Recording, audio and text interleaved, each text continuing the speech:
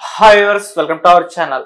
Recent గా ప్రణీత్ హనుమంత్ తో చేసిన డార్క్ కామెడీ ఎంత కాంట్రవర్సీ క్రియేట్ చేసిందో మనందరికీ తెలిసిందే. అయితే ఇప్పుడు కొన్ని యూట్యూబ్ ఛానళ్ల పైన ఇటువంటి ట్రోలింగ్స్ కామెడీ చేసే యూట్యూబ్ ఛానళ్ల పైన మా సంఘం అధ్యక్షుడు మంచు విష్ణు యాక్షన్ తీసుకున్నారని తెలుస్తుంది. సో వాళ్ళు కూడా హీరో హీరోయిన్ల పైన ఈ విధంగా కామెంట్స్ చేశారు, ట్రోల్ చేశారు అంటున్నారు. అసలు వాళ్ళు ఏం చేశారు, ఏ యూట్యూబ్ ఛానల్స్ ని ఈ విధంగా రద్దు చేశారు, అసలు ఏం జరిగింది? సో ఇప్పుడు ఇదే అంశం మీద డిస్కస్ చేయడానికి ప్రజెంట్ మనతో పాటు జయదేవ్ గారు సీనియర్ జర్నలిస్ట్ ఉన్నారు. వారితో ఒకసారి మాట్లాడదాం. సార్ నమస్కారం. సార్ నమస్తే సార్. మంచు విష్ణు గారు మా సంఘం అధ్యక్షుడు, ఆయన కూడా యూట్యూబ్ ఛానల్ పైన రద్దు చేశారని చెప్పేసి వార్తలు రావడం చూస్తున్నాం. సార్ ఏ యూట్యూబ్ ఛానల్స్ ఆయన రద్దు చేశారు, ఏం జరిగింది, వాళ్ళు ఎవరి మీద ట్రోలింగ్ చేశారు? ఇది యూట్యూబ్ ఛానల్స్ రద్దుది ఒక విధంగా మంచి అంశమే. ఎందుకంటే నేను ఇంతకు ముందు కూడా చెప్పాను, ఈ ప్రణీత్ హనుమంతు ఇష్యూ అయినప్పుడు చర్యలు కఠినతరం చేయాలి ప్రభుత్వాలు కానీ లేదా డిజిటల్ మీడియాకి సంబంధించిన అసోసియేషన్లు ఏవై ఉంటాయో వాటి మీద.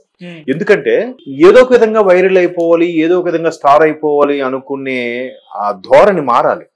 సో దానికోసం వాడు ఏముందిలే సింపుల్ గా క్షమాపణ చెప్పేస్తాను, వీడియో తీసేస్తాను, ఈలో నేను పాపులర్ అయిపోతాను కదా. ఇప్పుడు ప్రణీత్ హనుమంతు తీసుకోండి, ఆయన ఎవరో చెప్పి సాయిధరం తేజ్ లాంటి వాళ్ళు ఫస్ట్ ప్రస్తావించింది ఆయనే కదా. తర్వాత గవర్నమెంట్ రేవంత్ రెడ్డి గారు ఉప ముఖ్యమంత్రి భట్టి గారు రెస్పాండ్ అయ్యారు, ఎంత బాగుంది. మరి అంతవరకు ఏం చేశారు? అప్పుడు సారీ చెప్పడం ఏంటి? అంటే ఈలోకి ఎంత వైరల్ అవుతుందో చూద్దాం, ఎన్ని వ్యూస్ వస్తాయి చూద్దాం, అల్టిమేట్ గా నాకు యూట్యూబ్ నుంచి అమౌంట్ వచ్చిందా లేదా. మనీ మేక్స్ మెనీ థింగ్స్ కదండి. జనాలందరూ ఏంటంటే లేదబ్బా నాకు మంచి పేరు రావాలి, నేమ్ ఫేమ్ రావాలని. ఎందుకు నేము ఫేము? డబ్బు కోసమే కదా.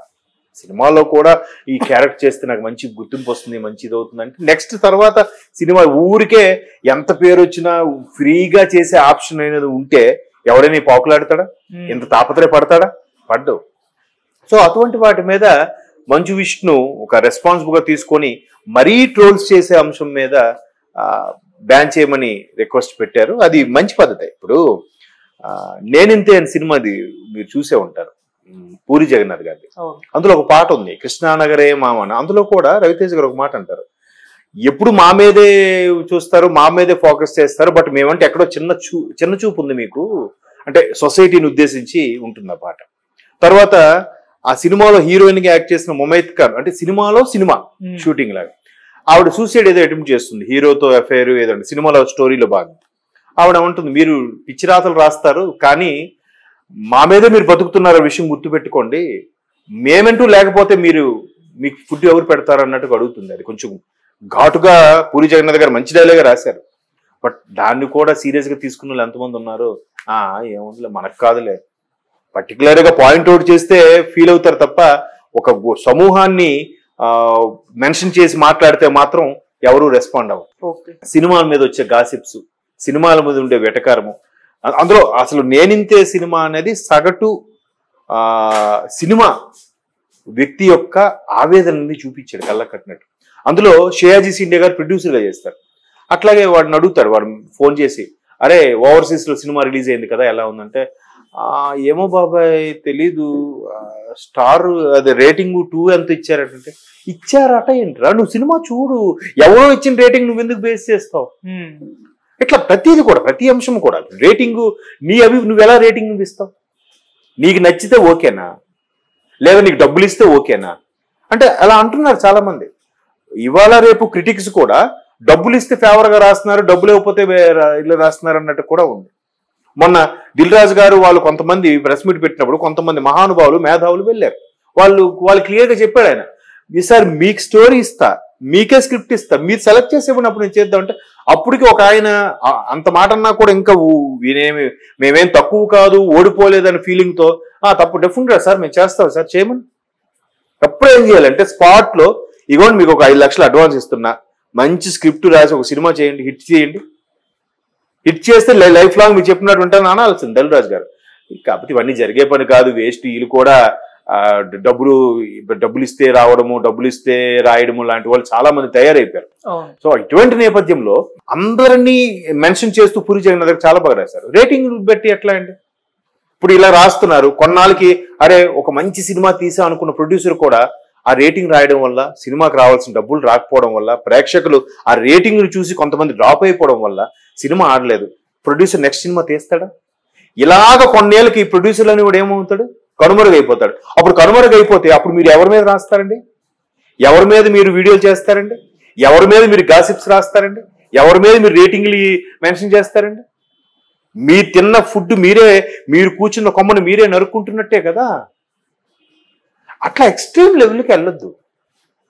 ఇప్పుడు ఇవన్నీ ఎగ్జాంపుల్ ఎందుకు చెప్పానంటే, మంచు విష్ణు గారు ఏదైతే మెన్షన్ చేశారో వాళ్ళు ఎక్స్ట్రీమ్ లెవెల్కి వెళ్ళి మాట్లాడతారు. వాళ్ళు ఏవి హైదరాబాద్ కుర్రోడ్ అని ఒక ఛానల్ ఒకటి, తర్వాత ఏంటది XYZ ఎడిటర్ అనేది ఒకటి ఉంది, ఎడిట్ అని ఒకటి ఉంది, తర్వాత ఏదటి BBC అని ఒకటి ఉంది. ఇలా ఏవో ఒక 5 మెన్షన్ చేశారు. బట్ ఇలా ఇవ్వడం వల్ల కొద్ది మందికైనా ఝలక్కిస్తే మిగతా కొద్దిగా సెపరేట్ అవుతాయి. అర్థమైందా?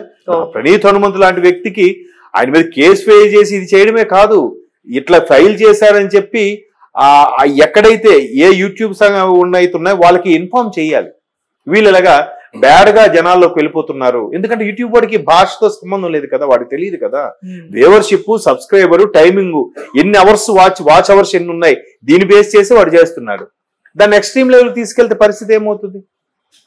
ఇప్పటికే సోషల్ మీడియా అన్నా డిజిటల్ మీడియా అన్నా కొంత నమ్మకం పోయింది జనాలకి. ఎందుకు పోయిందంటే నేను ఒక ఎగ్జాంపుల్ చెప్తా. చాలా మంది కూడా అరే మొన్న నీ ఎక్స్ప్లెనేషన్ వీడియో చూశాను, ఏదో మాట్లాడినట్టున్నావు, లేదా మొన్న ఎక్కడో చూశాను ఒక వీడియో, నిజమేనా? ఫోన్ చేసి నిజమేనా అని అడుగుతున్నాడు అంటే నమ్మకం పోయింది అన్నట్టుగా. అదే ఒక శాటిలైట్ ఛానల్లోనో లేదంటే ఒక ఎలక్ట్రానిక్ ప్రింట్ మీడియాలో కానీ వస్తే అదే పేపర్లో వచ్చిందండి కరెక్టేరా అంటున్నారు. మరి ఆ నమ్మకాన్ని ఇక్కడ social media, so-called digital media ఎందుకు నిలబెట్టుకోలేకపోతుంది?